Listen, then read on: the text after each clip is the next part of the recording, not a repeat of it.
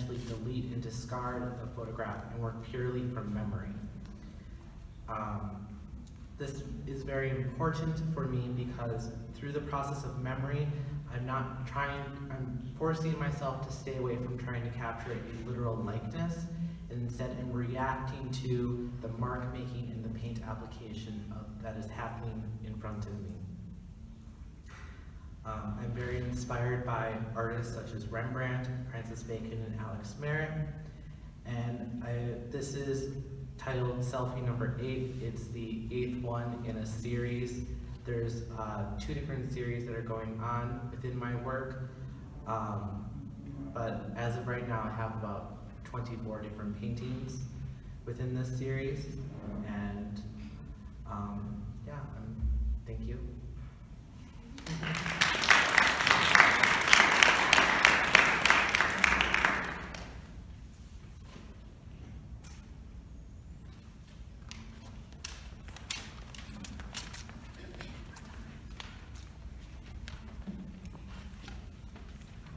Hello everyone, my name is Alex and I'm a second-year ceramics major. I took my first ceramics class my junior year of high school, and for my senior year I took 3 ceramics classes and then 3 teacher's aide positions for those same 3 ceramics classes and a math class that I hardly attended. In Janesville, Wisconsin, where I went to high school, most of my time was spent slacking off and playing video games and getting very involved in the world of technology. I want to continuously make new versions of this piece. This is just the beginnings of this piece. I threw these pieces almost 1 year ago today. And I cannot understate how many things. I cannot understate how many important aspects this piece has given to me. Growth, gradients, improvisation, and most important of all, learning. I originally started this project as a favor for a friend of mine to create a hollow form with no bottom to create a mold out of to facilitate her own artwork. But after my 3rd attempt, I had all these pieces and I had made the original asked for piece and I had leftovers. So I improvised and connected them together and created this piece.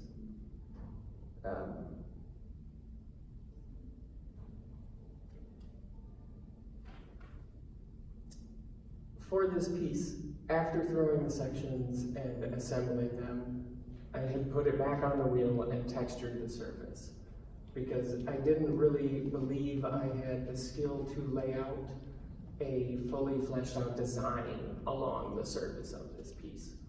So I used the texture that I put on to guide my hand and mind and influence the textures, the carving that I was making. This was,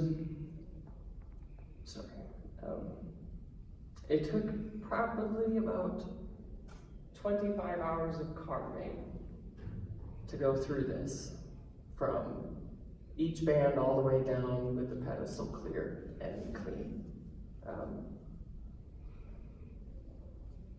After the carving, I had to fire, so I needed to dry it to make sure it was bone dry. That took about a month long. And then after the first firing, I had to start the arduous process of glaze inlay into all of the carving. This was probably by far the longest part of the project, and very tedious. But that tedium had given me solace. I was able to lose myself in it and get so intensely focused on one thing that it was happening like second nature, and I didn't actually have to think about it. I could have my mind explore and wander to new ideas. After the inlay was finished, you can see on the image on the right, it's loaded into the kiln, ready to get fired for the first time. It came out quite well. It still needed a third firing, because I did want the entire thing to be glossy, but I was afraid that the clear glaze being fired at the same time would make all the colors run and bleed across the whole surface, and it wouldn't have that gem-like inlaid quality that I was going for. So I fired it the second time and then took it out, and in a lower temperature firing with a lower temperature clear glaze, I had sprayed it on and fired it, and it came out exactly how I had intended. Almost a year later, it was done. And in this shot, this piece greatly influenced a lot of my artwork, including this plate right here that is also one of my entries, and the plaster projects over there. I am very interested in the removal of material from a piece. And this was a success. And I'm ready for version 1.1. So that's it. Are there any questions? We want to leave like 2 minutes after for questions. Are there any questions? How many pieces was that around? 3 pieces.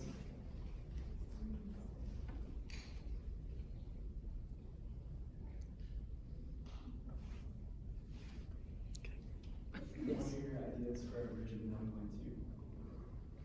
1.2? More scale, more detail, more color.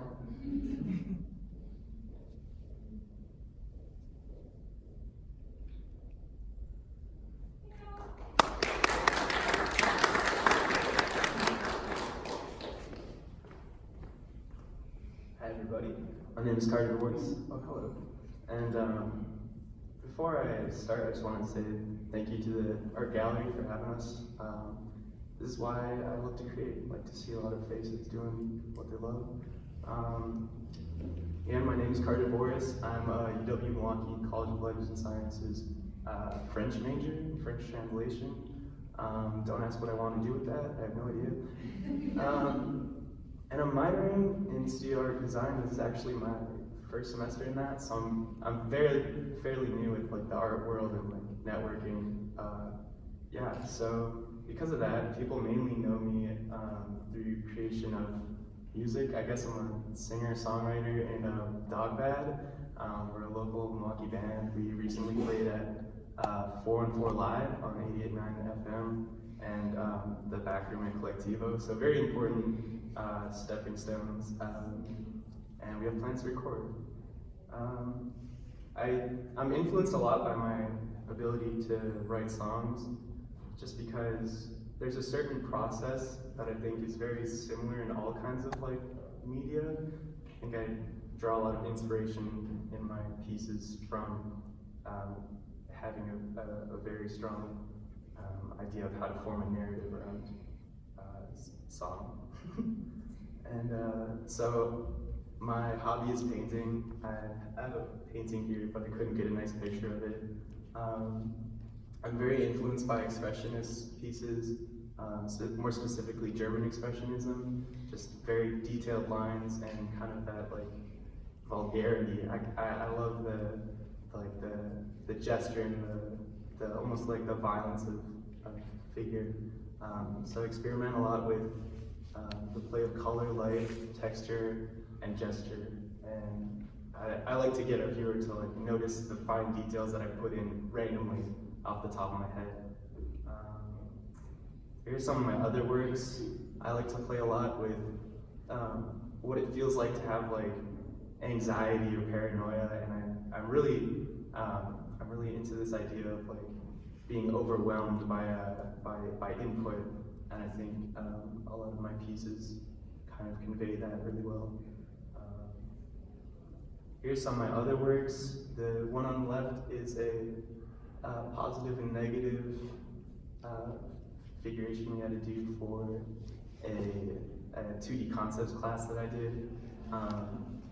So all of these white spaces are where I had to go finally over with an X-Acto knife and then do it all over again. I really like I like the idea of like having my viewers see where I took the time to get those fine details in. And on the right here is my collage. I'm really interested in collage, and I have a whole box of Nat Geo. And I think it's just like a form, for me collage is more of a form of like therapy almost. It's very therapeutic. You take your time and get those exact pieces that you want. And then for future projects, I'd like to do dog paintings. It's kind of a random, like off the cuff, but I just like painting dogs. I don't know. So if you ever want me to paint your dog, hit me up. Very cool. Yeah, that's me.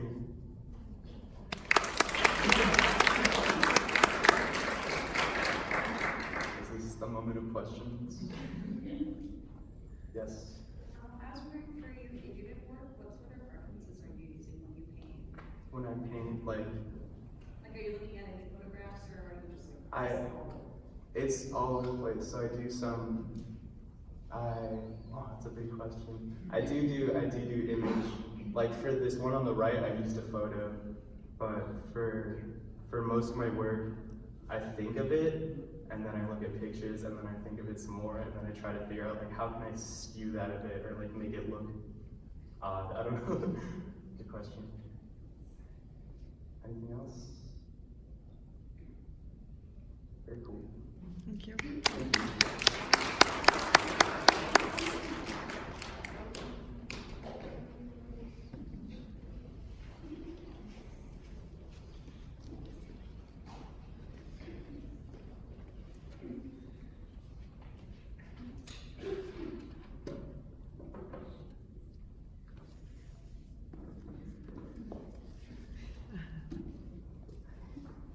Hello, my name is Amanda Leslie, and I am a senior at Mount Mary University in the undergrad art therapy program.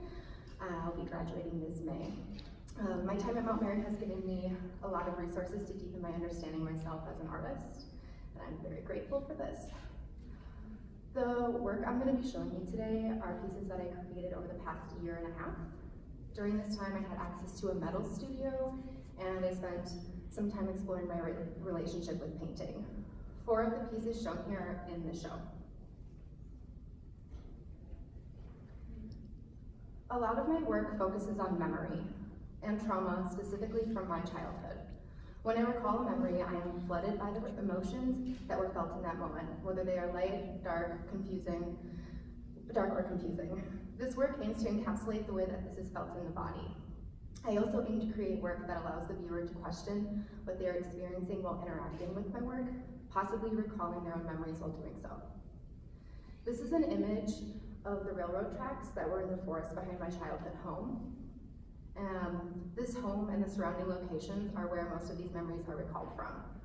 I'm going to play a short little clip of the sound that can be heard when you scan the QR code on my piece Winter Ram and Rom 1999.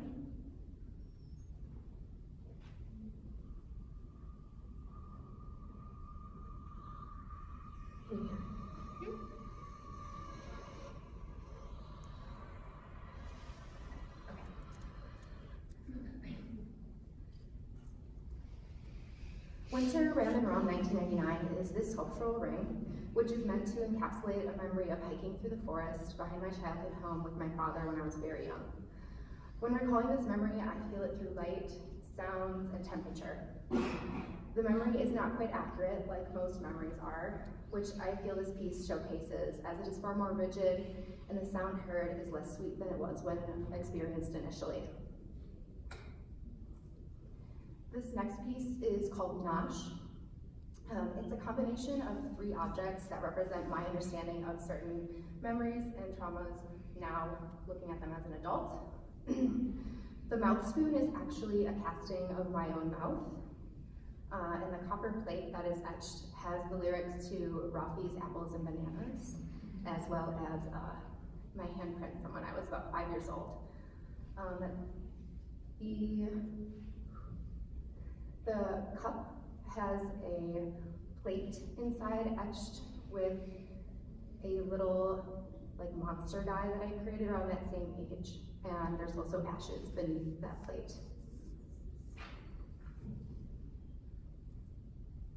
After spending a lot of time working in the metal studio on these pieces, my body started reacting to the memories I was recalling. And I actually ended up in the hospital, unable to walk, which would seem like kind of out of nowhere, and I ended up not really having any diagnosis.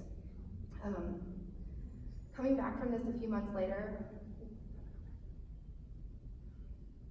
walking again, I started painting and focusing on my body and how the past I hold is affecting my body now. This experience was incredibly frustrating and empowering. I started to rethink the ways that I view my body and spent a lot of time reflecting on what is held within the multiple ailments that my body was carrying. This is the first piece I painted in this series, which is not in this show.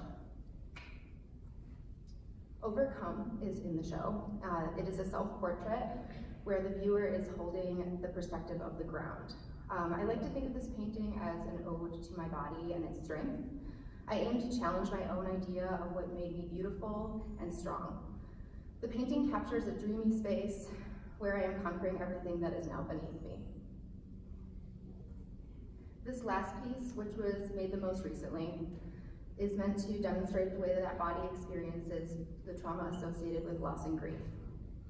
There are these natural and beautiful vines that are suffocating the lungs and twisting a knot into the stomach. Loss and the grief that follows are natural and essential components of human life, yet are often very debilitating. I believe that this piece embodies all of the work I have shown here, grounding them together. Right now, I am working in the metal studio again, continuing the idea of encapsulation of memories while also allowing more light and transformation into my work. I am looking forward to continuing my process in making art and learning from artist communities outside of Mount Mary after graduation. Next fall, I will be in the graduate program for art therapy at Mount Mary, which allows me to branch out and continue creating without studio classes. Thank you so much for listening and supporting my work.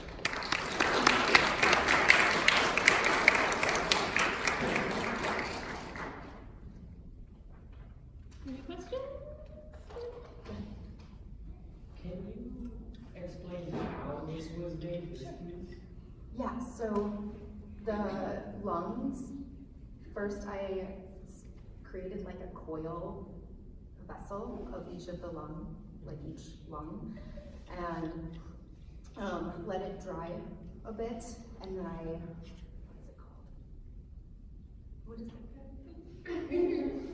Yes, I like patted it so that it was shaped how I wanted it to be, and then after it was even more dry, I cut out the parts so that you would be able to see inside of it. And then same thing with the stomach, except for it was more enclosed on both ends, and then I added a hole and put the tubes on. I don't know if I'm doing enough explaining. Yeah, so. Anything? No. Thank you so much.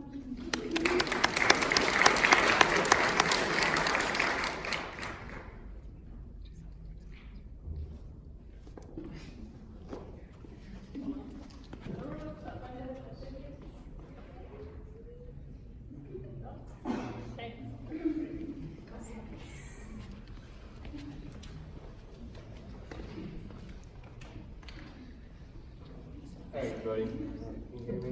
Is it okay? I don't really have any visuals because I don't apparently take photos of anything anymore. So, hope everybody's having a good day so far. My name is Chance Gordon, and I'm here to talk about my piece titled Sustainable Shave, and it's directly behind everybody on that pedestal with a giant shaver. Don't have to look back right now, sorry. I'm an art education major with an interest in sculptural and three-dimensional art.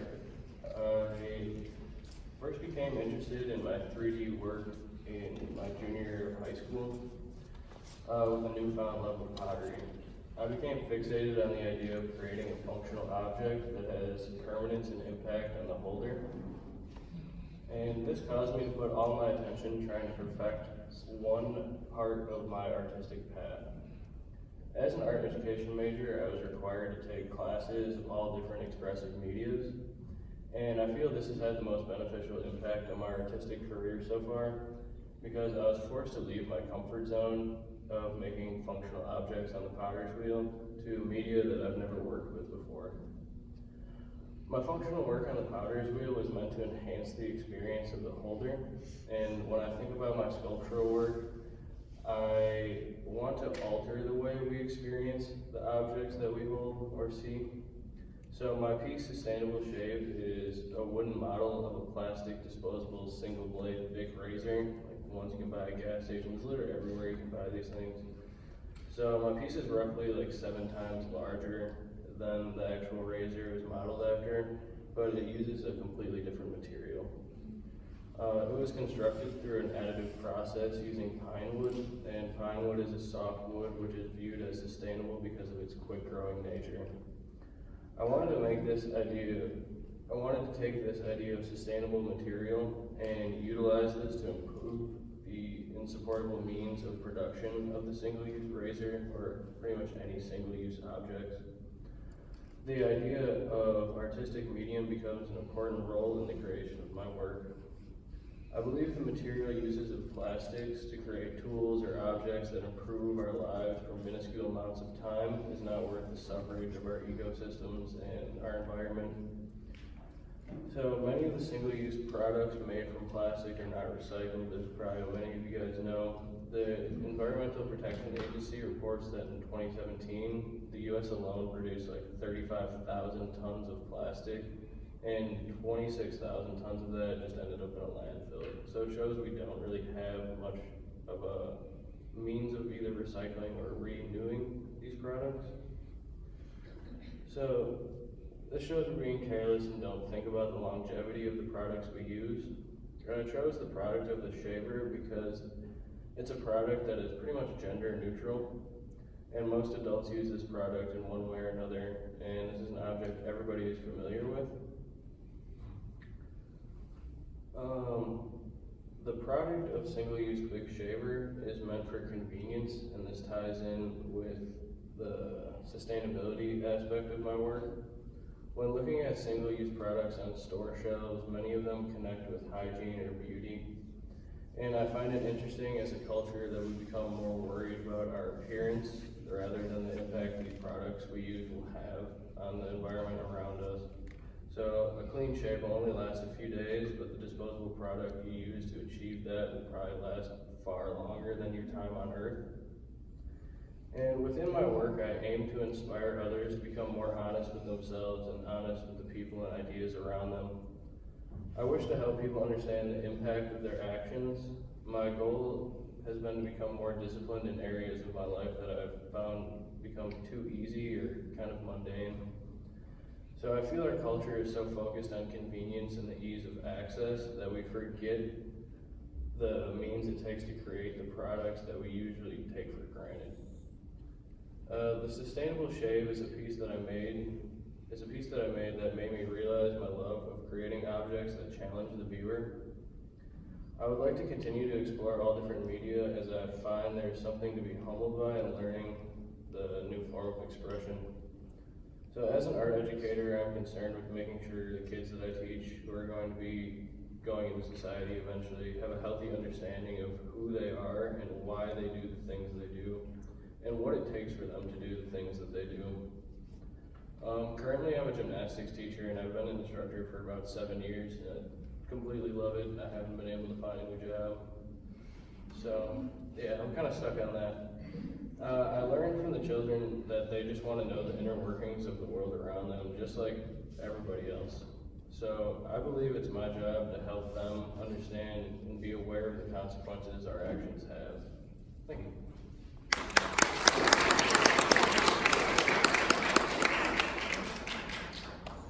Questions? Good? All right. Bam.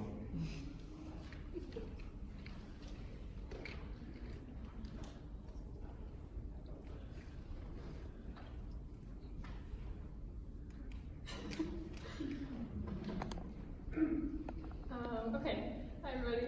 I'm a senior at Mount Mary University. I'm majoring in art therapy, and I have a minor in studio art and psychology. And I have one piece of art in the gallery, which is right here, which is really cool. It's actually titled Here, H-E-R-E, and it's a sculpture I made this past fall. It belongs to a body of work within this common theme of what it means to have a body. And so some of the questions I was asking myself when I was working in this time were like, what does it mean to be human?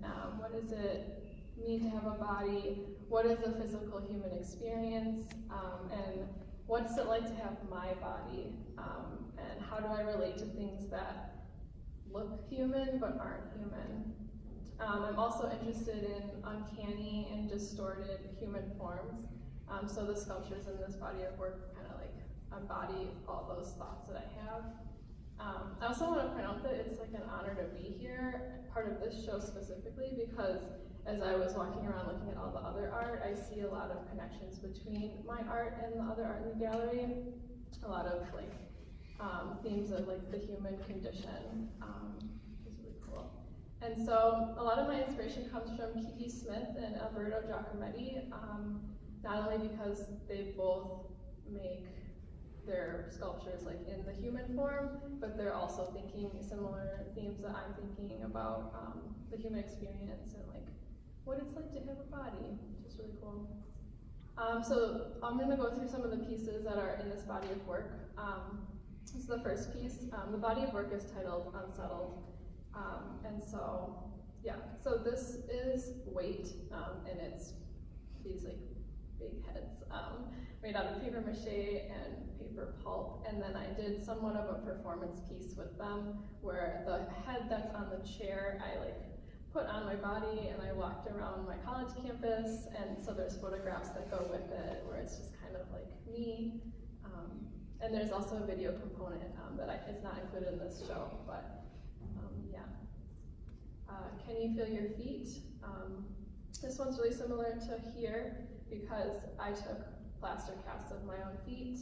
There's also bones and moss. This one was really thinking about like, what does it feel like to have feet? And like, can you feel your feet? Like, it's really interesting. This one is Never Fully Settled. It's wire with yarn wrapped around it. It's kind of hard to tell. I don't have a detailed picture. And this one's about like, how does it feel to be anxious or nervous, and like the physical feeling of it as your like nerves are going crazy through your body. And then finally here, the head is supposed to be facing forward, but it spins, it always will, so just take it as it is. But for this piece specifically, I was thinking about what it means to have specific parts of the body. Like, what does it feel like to have hands? What does it feel like to have feet? And what does it feel like to have a head? And I was also wondering if these parts of the body could stand alone without the rest of the body and still feel like a human form. So originally when I was making the head for this piece, I found a random cast plaster head in the art studio at my university, and I just like covered it in plaster, and I took the cast of it.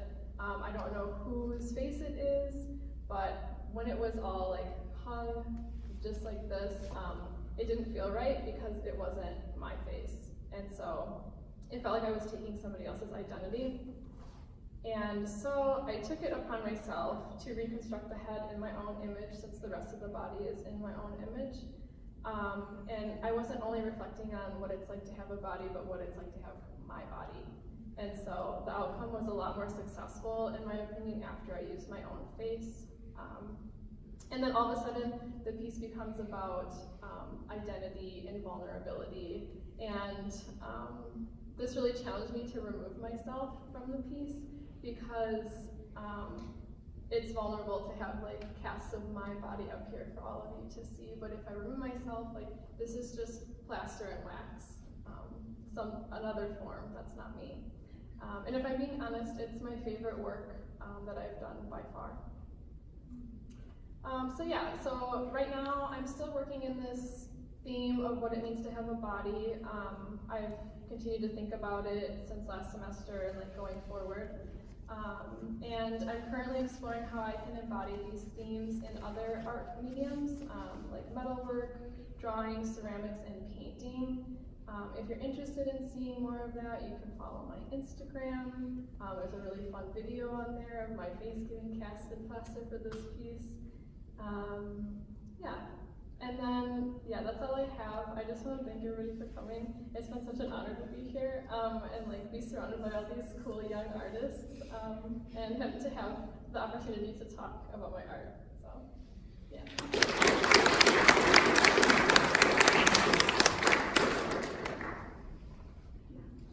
I ask, how did you physically mold your own face? Yeah, I wish I could show you the video. So what I did is I had my professor and a classmate help me. So I covered myself in a trash bag and I had my hair pulled back as tight as I possibly could get it. I had Vaseline all over my face and they put plaster bandage across my face and kept my nose like open so I could breathe. It was a really scary process because you can't see, you can't move, you can breathe but only through your nose, which some people have a hard time with. And so, yeah, so they put the plaster bandage on and then he like caked actual plaster on so it's like a solid form. It was like uncomfortable and heavy and then once it hardened I just kind of like wiggled it off and I lost a lot of eyelashes in the process, but not all of them, which is good. And yeah, it was probably the coolest thing I've ever done. And so then I took that mold and I laid plaster bandage in it and took that out and so that's what this is. Any other questions? All right, cool.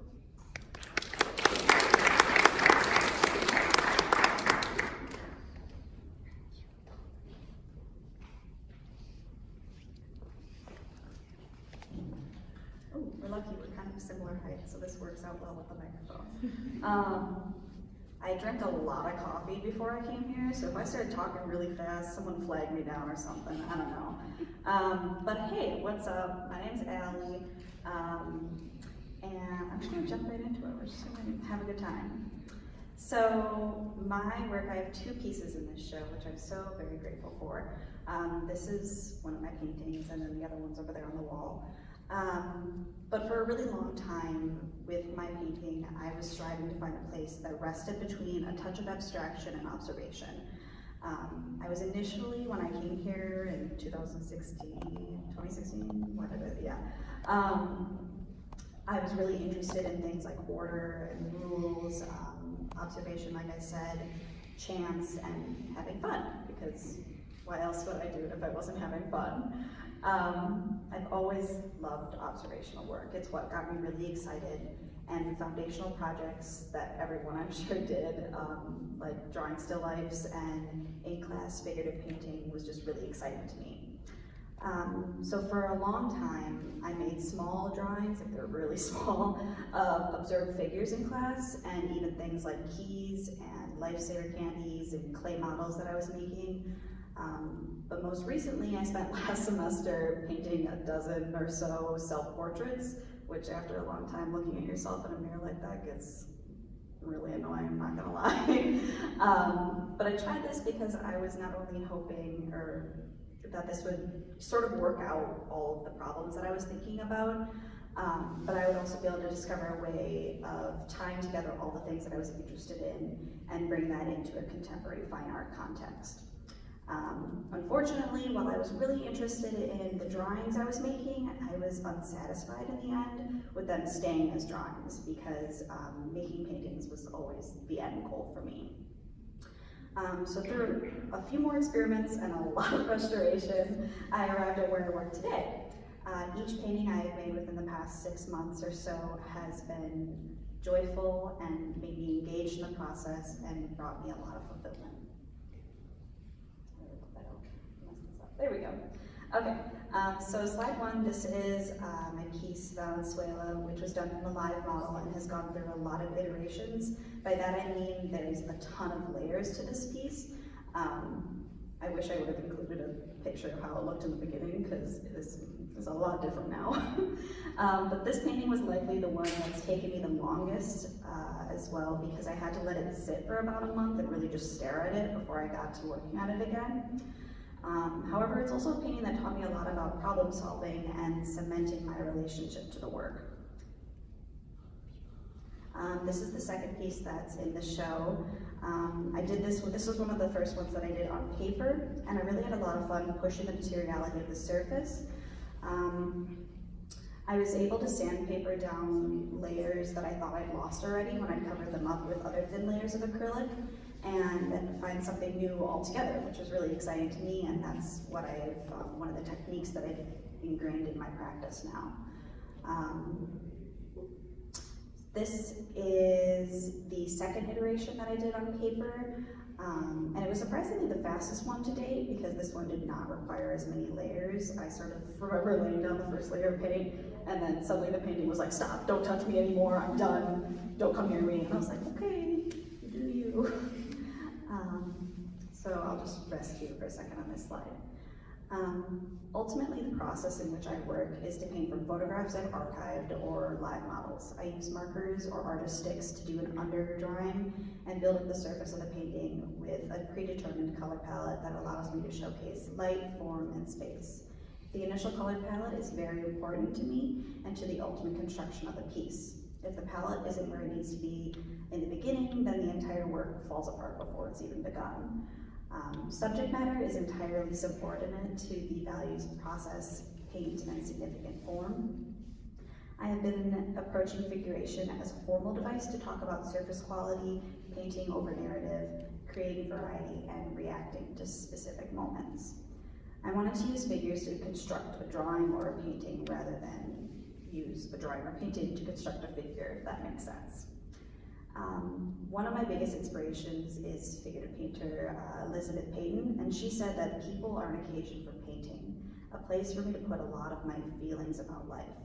And not only do I admire her work, but that quote really stuck with me and made me realize why figuration was where I wanted to be.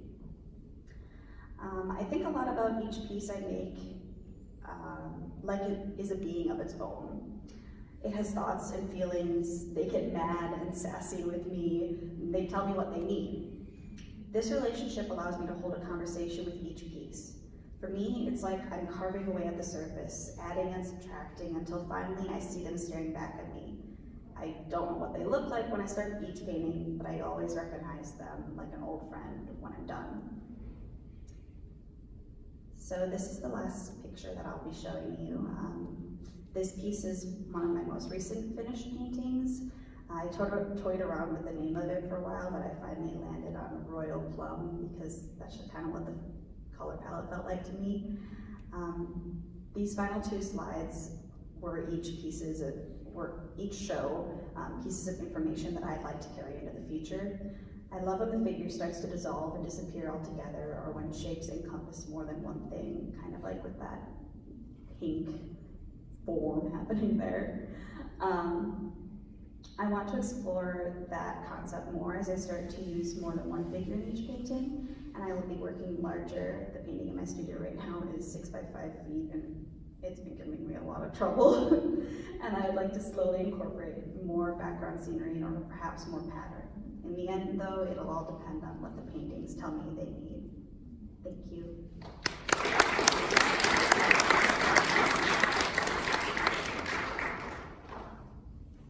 Good? No more questions? Okay, cool.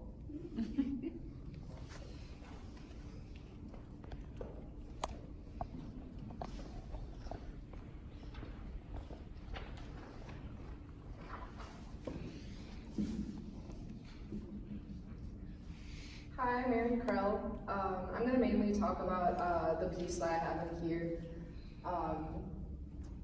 I'm a senior at UWM. I study printmaking and narrative forms and art history. So the mirror presented is a part of a series produced from an independent study based on the growing relationship between humans and technology. The goal of this project was to critically examine post-humanism. I use this project as an opportunity to explore new material, ideology, and composition. The overarching issue addressed in this piece is the modern expectation for people to have the behavioral and physical capabilities of a machine. I use these paper plane vector drawings to allude to artificial flocking.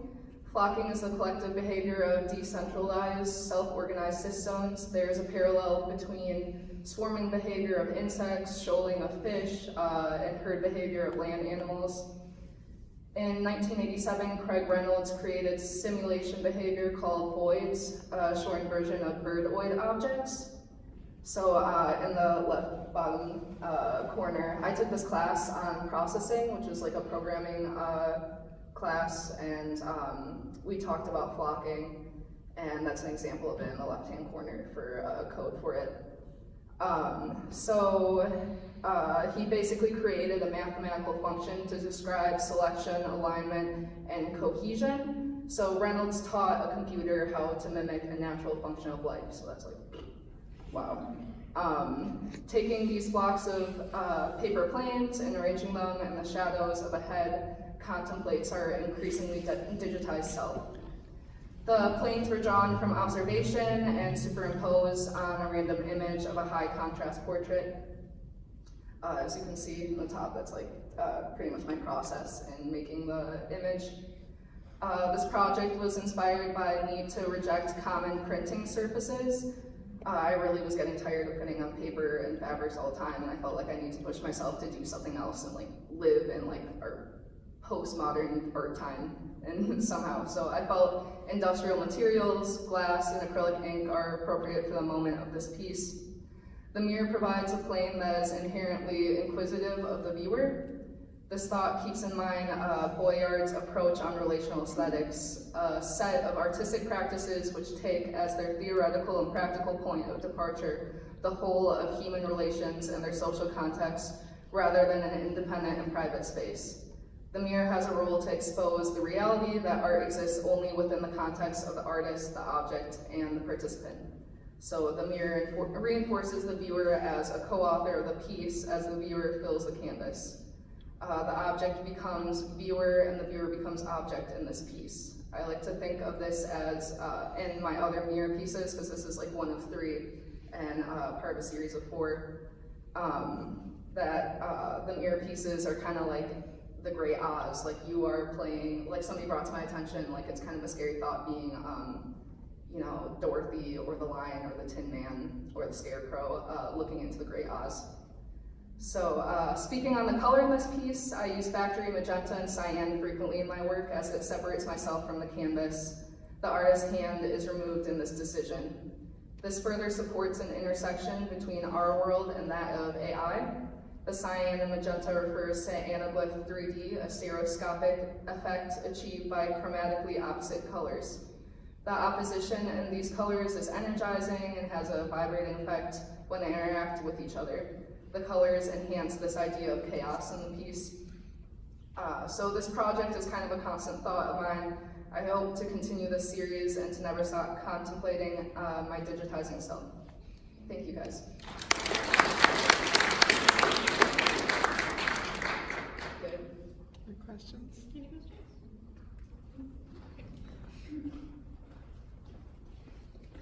Hi, my name is Michaela. I am feeling a little anxious, and I am going to just be talking a lot about my feelings because I think it's relevant. I go to UWM. I'm a multidisciplinary artist, so I move all over the spectrum. At one point, I was in a fashion show making garments.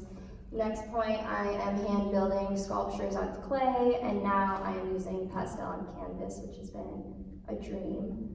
My practice is intuition-based, which is really interesting. Because I think we live in a very mind-dominant area, especially being in the art community. I feel a lot of pressure to think about theory and conceptualize and have this huge, grand, and deep meaning about a piece, and that is just not how I work. I don't feel that way. I can't really move that way. I also am someone who's just flooded with a shit ton of emotions all the time. And I need to release. My work and my process is about coming to terms, not commenting on the feelings, but listening and releasing them. And so one thing that I've really been experimenting with is kind of having an observer perspective to my emotions. So I have been naming my emotions, the ones that are most prevalent, the ones that are the biggest at the moment. I've been giving them names, giving them an identity, so when they come into my brain, I can say, this is not me. I like see you and I hear you, but I'm not like going to act upon you. And by doing that, I've actually kind of created a really interesting connection with my emotions and my body rather than my emotions and my brain. And that's where my art comes into play. I find myself creating a language of symbols and color and movement, and so I guess I could show you some of my work. This is my latest piece, or not latest, but the one that I created furthest ago. And this was the first thing I ever made out of clay since like 5th grade. I hand built it and it was really messy. I love how clay, there's like an instability and a messiness and the fear that things might collapse. And then if you like do it just right and it survives the kiln, it's stable and concrete and quite indestructible. I think that's really interesting and it makes me feel good. 9 out of 10 times I've tried making pieces like this and they've collapsed inwards or outwards. And I kind of also like that as well. It teaches me to not hold attachment to my pieces, and I think that's really important. As your art moves out into the world, it's important to let go and let it be something in a different area. So that's what I really enjoy about clay. It's a great time. This was my first pastel on canvas piece. It's called Up for Discussion. During this time, I was feeling like I didn't have any authority over my body or myself. People were kind of shoving shit down my throat and telling me to digest it, and I thought it was bullshit. So I made this, and I like that there's a calming effect to it, and I like that there's a reminder to set a boundary, to not allow this to be the case any longer. So this was a really great time. Also, just like blending and the lights and the darks I really enjoy about this piece. This is another one of my pieces, probably my favorite. It's called Accomplished Slut. I was having a very interesting conversation emotionally while making this. It's actually quite large. I think it's like 7 by 5 feet. I think I might try to hang it in my bathroom if I'm lucky. I think that would be cool. But during this, I was questioning my sluttiness. I think being a slut is a really great thing. I think taking power and knowing your sexual desire and getting what you want as long as it's safe and consensual is incredible. And in this moment, I was exploring polyamory and being open, and a lot of it was hard to digest. A lot of it made me uncomfortable, and it made me question, like, am I slutty enough for this? Can I really like break these relationship and sexual boundaries and be fluid? And is that something that I can do? I can, just so you know. I figured that out. This piece is actually the one that's been in the show. It's called Lying Bitch. This was kind of me calling myself out emotionally. I grew up having to lie for my safety, having to make stories up, having to kind of create my own world, and doing that for like 18 years, and then like being told to just stop it, and like you're no longer a kid, you have to be really real with yourself is unreasonable. There's no way that anyone can just like flip the switch and release all of their childhood trauma and all of their habits that they don't necessarily agree with. And that's something I'm trying to do. I'm trying to work on being more authentic and vulnerable, and I think this is a great moment of that, so my therapist will be proud of me. This is my most recent piece, and this is called Left in the Forest. There are a lot of things to be said about this piece, but I think the takeaway from it is I felt like I was going into the forest with all of these things, feeling really prepared, feeling really secure. And then I make it into the middle of the forest and all my tools and food and partnership like disappears. And now I'm like, well shit, what am I supposed to do? I don't know how to get out of here. It's like turning into nighttime and it's getting really dark and really cold. And me figuring my way out and also seeing the other side of the forest. February has been a month. It has been a month, and yeah, I feel like I released a lot of the things that came my way in this piece, and it makes me feel great. Thank you guys for listening.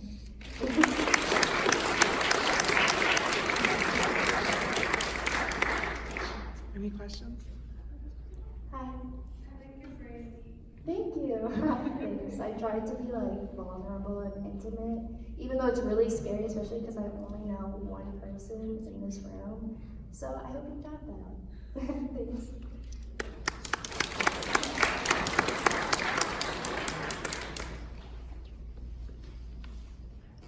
I don't think he's here yet. I know he was coming later, so I put him the last one. Just 1 minute.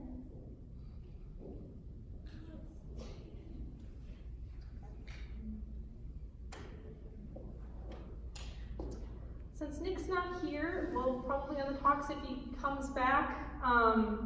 If he comes at any time in the next probably 15 minutes, he can do his presentation. I'm sorry, I feel bad that he's not here. But thank you to everyone who is gone. Thank you for being here, supporting fellow artists, your friends. I know that getting up here is sometimes really nauseating and worrisome. So thank you for your courage and thank you for giving us your mind's eye and everything that you work on. Oh wait, Nick's here. Great. Yay. I can stop rambling. Okay, cool. Good timing.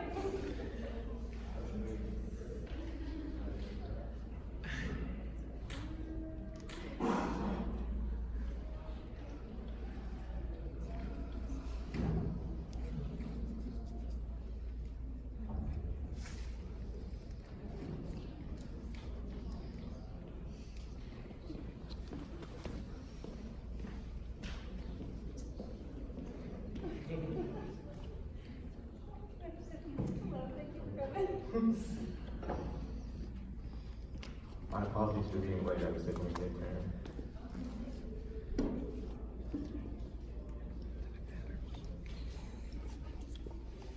How am I to kind of click If you forward? click the forward arrow, so like to the right.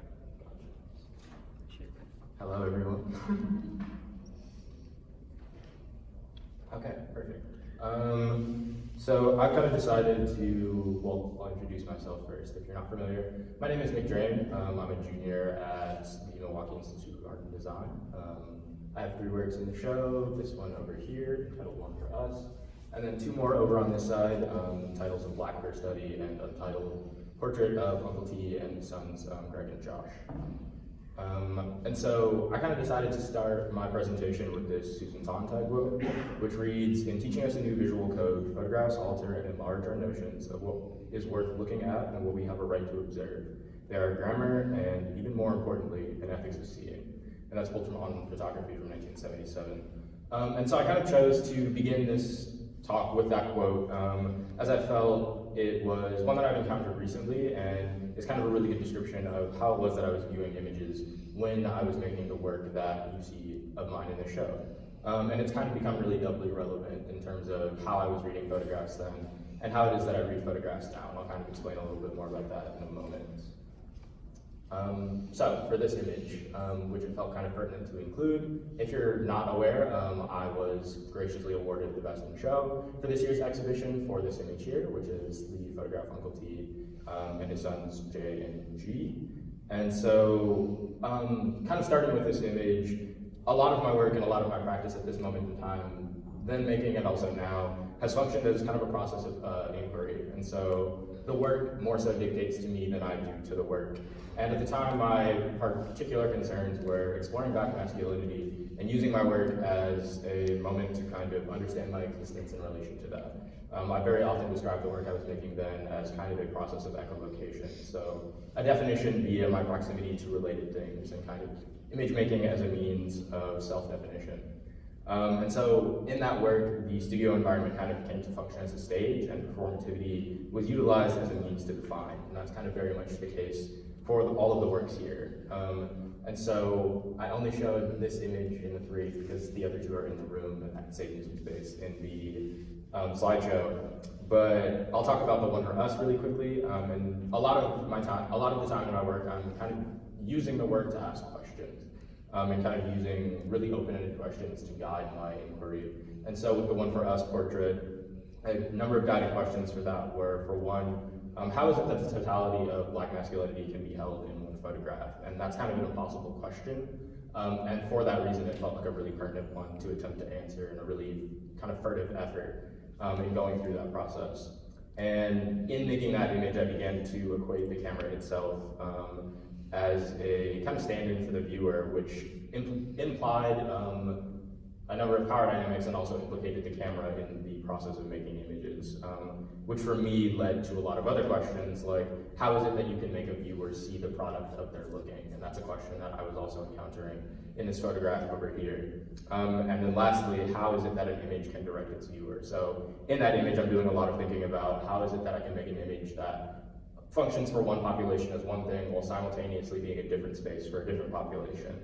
And so this image you see here was kind of very specifically dealing with the question of, one, where is there space for Black men to be vulnerable and soft within representation, and what does love between Black men look like? There we go. It really throws me off it doesn't change over here. So then we got this graph, which I've made. So that was kind of then, and then this is a bit more related to now.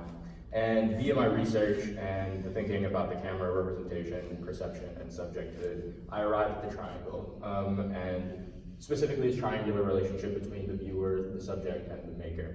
And that's kind of a concept that I arrived at through a reading of a Darby English essay about Lorna Simpson's work, and how it is that through her photographic portraits, she can really do a really good job of kind of taking that triangular relationship and very quickly doing this exact gesture that's shown on this slide and just rotating it one direction, repositioning the subject on the top of that triangle, and placing the maker and the viewer at an equal hierarchy. And so that, once I kind of read that, that became the goal of my practice. And I was really curious as to how is it that I can work to return the power in representative artworks, move that power kind of from out of the viewer's hands and into the hands of the subject. So we got another graph.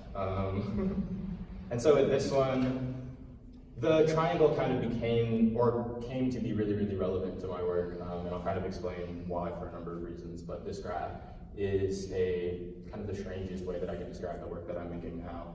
But the triangle became relevant for a number of reasons. Specifically, its shape, its characteristics, and its properties all became kind of a vehicle to talk about the representational relationship described by this graph. So that kind of relationship of the contemporary and future utilizations of the image in relation to Blackness and kind of the way that those two things interact, as well as the image's representational capacity, the transatlantic slave trade, and the past and the future of the image, specifically regarding Black people and Black life. And so, kind of coming out of that one for us portrait that, again, is over on this side, I started asking this question about, well, what does it mean if the image in its own right cannot contain the whole of Blackness, or not contain the things that it is that I'm trying to project into it, but is instead, at each instance, simply an interaction with the subject matter that I am concerned with and discussing.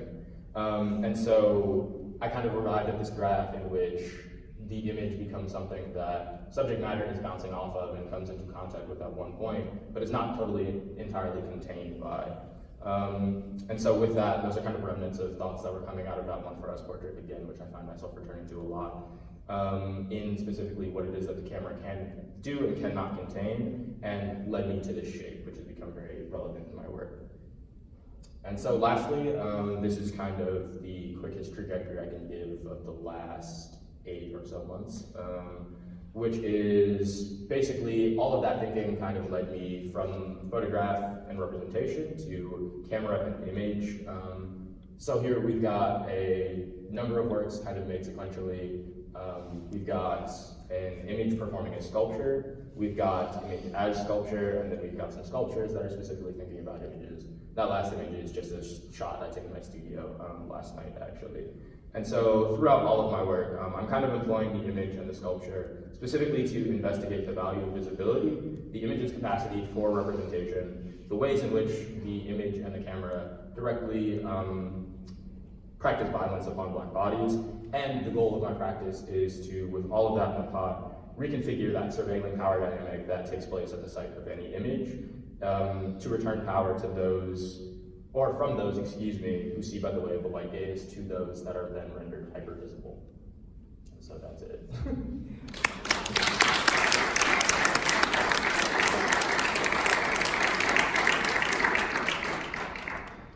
Any questions from anybody? Yeah. I just want to first say, like, your work is really strong, and thank you so much for coming here and speaking about your work. But I specifically about this piece, how long did it take you to like create all of, because it's really few. Like, I feel like it took me like a lot of photographs. I'm not like particularly interested in photography, and I'll look at a piece and I'll be able to like write it out right away. But this one, I like would look at it for a minute and I was like, oh wait, I see this. Oh wait, I see this. Like, how long did it take you to create a composition like that? Yeah, that image took me about maybe somewhere between like a year and a half to make, and I had to make it twice. So it was the product of an independent study I designed for myself when I was a junior, kind of really, basically looking to explore that question of like, okay, what is it that a photograph can contain and kind of what are the limits of an image? And so with that composition, I was looking at the work of Gary James Marshall at the time, and like painters and kind of all of the different like ways that semiotics are utilized in painting. So it took me about a semester to make it the first time, and then it wasn't right. It didn't kind of sit with me. It wasn't like what it was supposed to be yet. And then so I re-attempted it maybe 8 or so months after that.